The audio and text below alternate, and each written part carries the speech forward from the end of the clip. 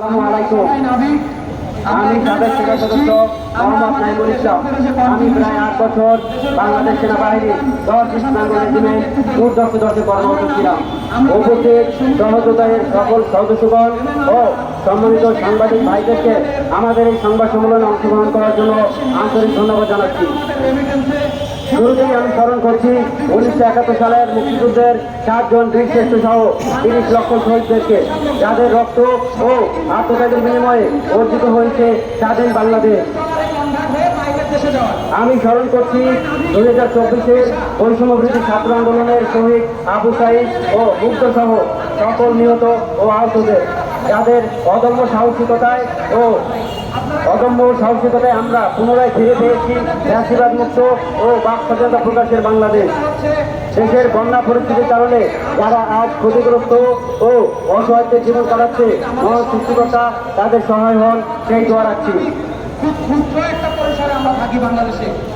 আমাদের পেশাটা আপনাদের জন্য খুবই গুরুত্বপূর্ণ।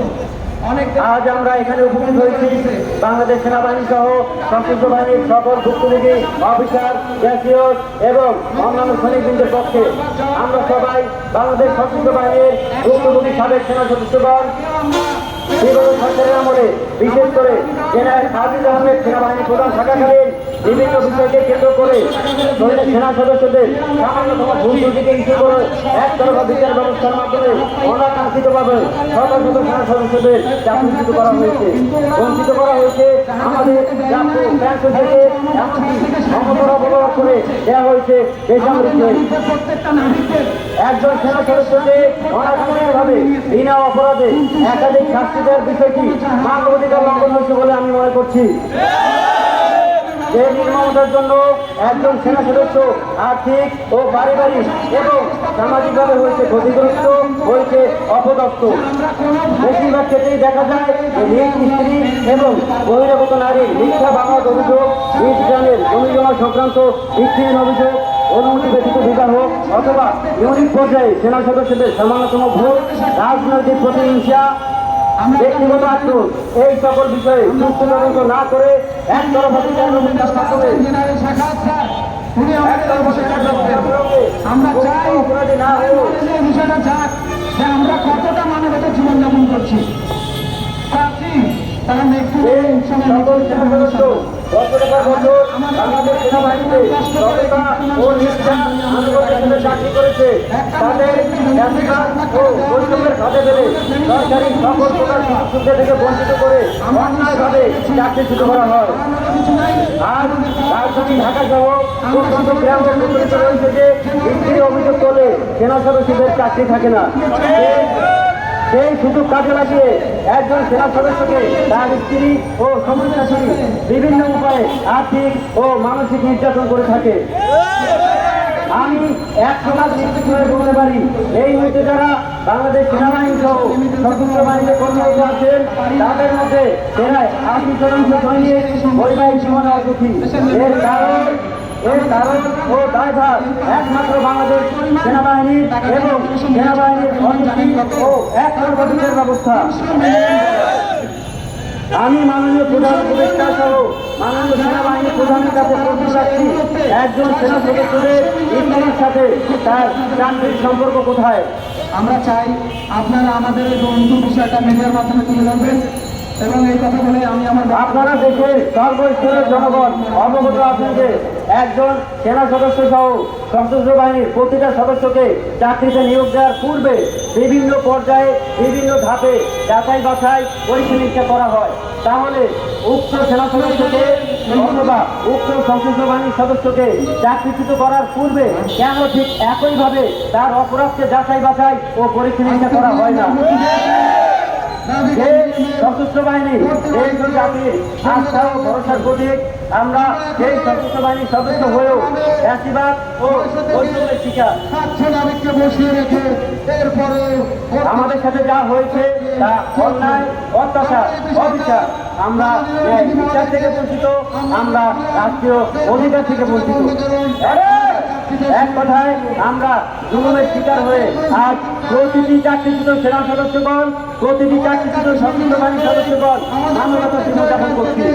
6 থেকে 7 লক্ষ কোটি টাকা নিয়ে এখন আমাদের সকল প্রকার ভুল ত্রুটি, ধর্ম বর্ণ নির্বিশেষে আমরা নিজ নিজ ইউনিটে চাকরি করতে ইচ্ছে পোষণ করে ইতিমধ্যে মাননীয় রাষ্ট্রপতি, মহামান্য রাষ্ট্রপতি, মাননীয় প্রধান উপদেষ্টা, মাননীয় সেনাবাহিনী প্রধান, মাননীয় আইন বিচার সংসদ ও বিচার বিষয়ক উপদেষ্টা, মাননীয় তথ্য উপদেষ্টার কাছে চিঠি পাঠিয়েছি।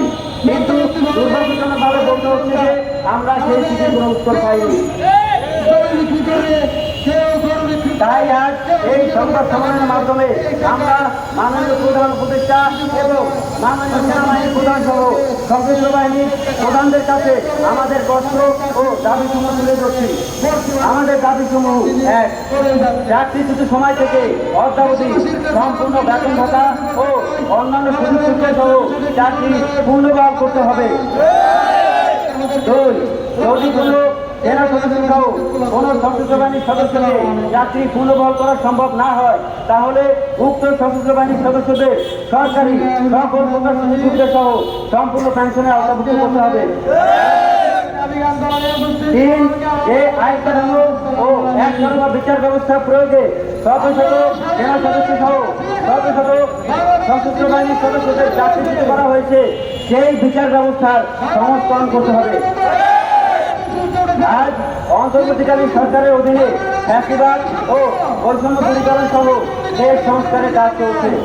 আমরা সেই জায়গা থেকে নতুন করে আস্থা ও বিশ্বাস রাখিতে আমরা যারা ভুক্তভোগী সশস্ত্র বাহিনীর সদস্য রয়েছি আমাদের কষ্ট ও দাবিসমূহ সুবিবেচনার মাধ্যমে, ন্যায় বিচারের মাধ্যমে আমাদের পুনরায় চাকরিতে বহাল করে দেশ ও জাতির সেবায় নিয়োজিত করা হোক।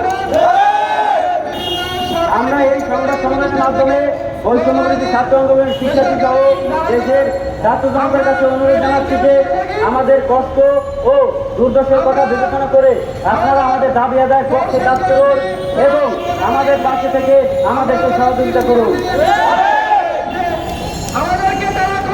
এবং আমরা এই সংবাদ সম্মেলনের মাধ্যমে আমাদের মতো ভুক্তভোগী সকল সশস্ত্র বাহিনীর সদস্যদেরকে জানাচ্ছি যে আপনারা অতি শীঘ্রই আমাদের সাথে যোগাযোগ করুন। আমরা খুব শীঘ্রই মাননীয় প্রধান উপদেষ্টার কাছে নামের তালিকা সহ স্মারকলিপি জমা দিব। পরিশেষে আমরা বলতে চাই, ধর্মধান্যে পুষ্পে ভরা আমাদের এই বসুন্ধরায় সকল প্রকার ফ্যাসিবাদ ও সকল প্রকার বৈষম্য দূরীকরণ হয়ে একটি গণতান্ত্রিক রাষ্ট্রে পরিণত হোক। ধন্যবাদ সবাইকে।